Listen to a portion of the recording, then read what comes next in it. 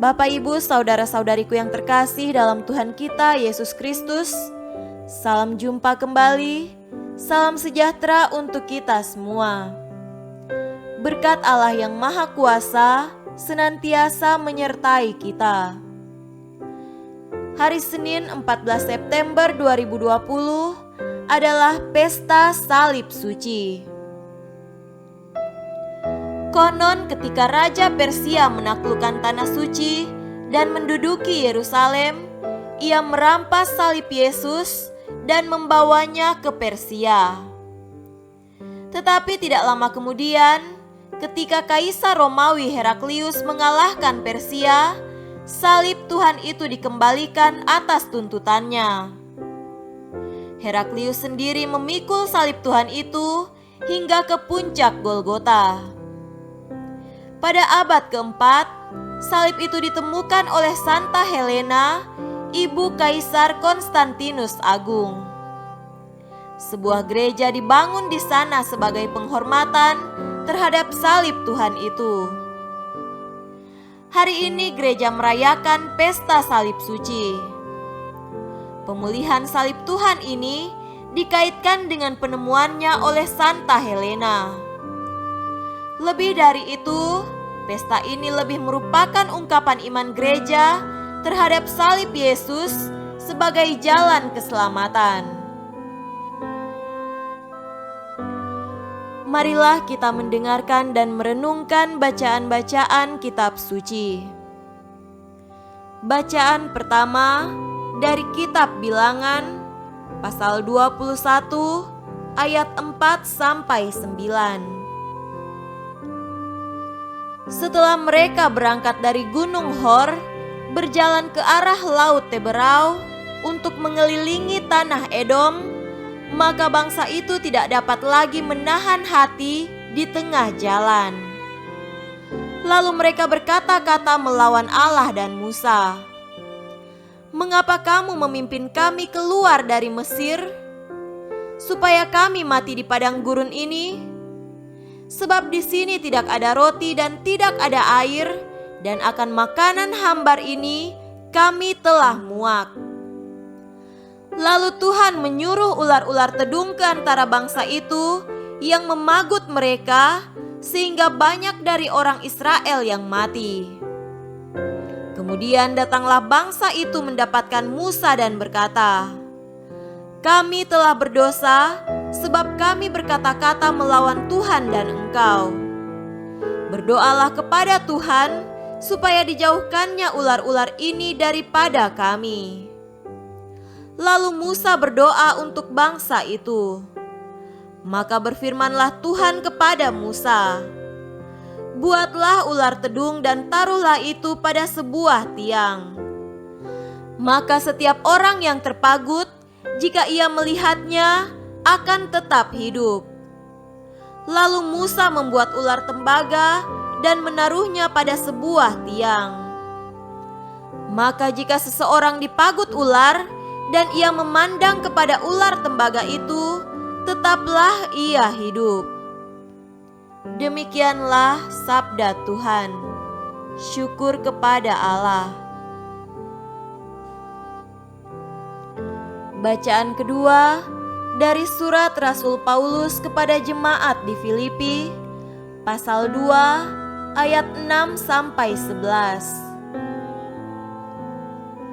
Yang walaupun dalam rupa Allah, tidak menganggap kesetaraan dengan Allah itu sebagai milik yang harus dipertahankan, melainkan telah mengosongkan dirinya sendiri dan mengambil rupa seorang hamba dan menjadi sama dengan manusia. Dan dalam keadaan sebagai manusia, ia telah merendahkan dirinya dan taat sampai mati, bahkan sampai mati di kayu salib. Itulah sebabnya Allah sangat meninggikan dia dan mengaruniakan kepadanya nama di atas segala nama, supaya dalam nama Yesus bertekuk lutut segala yang ada di langit dan yang ada di atas bumi dan yang ada di bawah bumi, dan segala lidah mengaku Yesus Kristus adalah Tuhan, bagi kemuliaan Allah Bapa. Demikianlah sabda Tuhan. Syukur kepada Allah.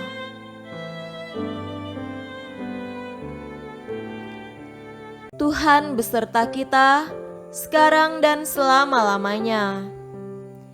Inilah Injil Yesus Kristus menurut Yohanes. Dimuliakanlah Tuhan. Injil Yohanes pasal 3 ayat 13 sampai 17.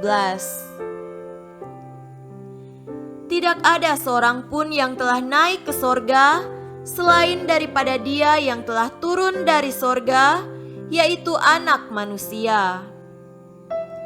Dan sama seperti Musa meninggikan ular di padang gurun, demikian juga Anak Manusia harus ditinggikan, supaya setiap orang yang percaya kepadanya beroleh hidup yang kekal. Karena begitu besar kasih Allah akan dunia ini, sehingga Ia telah mengaruniakan Anaknya yang tunggal, supaya setiap orang yang percaya kepadanya tidak binasa, melainkan beroleh hidup yang kekal. Sebab Allah mengutus Anaknya ke dalam dunia, bukan untuk menghakimi dunia, melainkan untuk menyelamatkannya oleh Dia. Demikianlah Injil Tuhan. Terpujilah Kristus. Saudara-saudariku yang terkasih dalam Tuhan kita Yesus Kristus, tema renungan kita pada hari ini adalah Pesta Salib Suci. Berapa kali sudah kita membuat tanda salib pada hari ini? Sudah berapa banyak jumlah tanda salib yang sampai kini sudah kita buat? Tentu saja tidak terbilang jumlahnya. Sudah sejak dibaptis, dahi kita ditandai dengan salib, dan penandaan ini akan terus berlangsung sampai ke liang kubur. Ada tanda salib kecil yang ditaruh di dahi, ada 3 salib kecil yang diletakkan di dahi, mulut dan hati, dan ada juga tanda salib besar di dahi, dada, bahu kiri dan bahu kanan. Gerak penandaan salib ini dibuat tanpa kata, tapi bagi kita tanda ini mengungkapkan makna iman yang mendalam.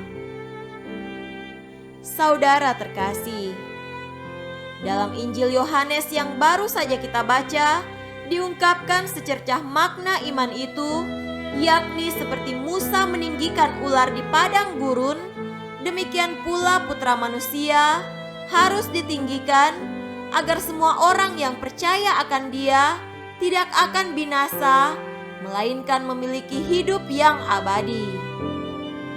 Karena Allah mengutus Putranya ke dunia, bukan untuk menghukum, melainkan untuk menyelamatkan dunia. Saudara-saudariku yang terkasih dalam Tuhan kita Yesus Kristus, mari kita pandang Dia yang tergantung di kayu salib. Dengan lembut Dia akan menyapa kita, "Akulah jalan dan kebenaran dan hidup. Tidak ada seorang pun yang datang kepada Bapa kalau tidak melalui Aku." Dalam terang salib ini, kita diajak untuk bertanya, entahkah kembara hidup kita masih berada pada jalan yang sejati? Entahkah perjuangan hidup kita itu benar, lurus dan sejati? Dan entahkah tingkah laku kita mengarah kepada kematian atau kepada kehidupan? Mari kita teguhkan lagi iman kita.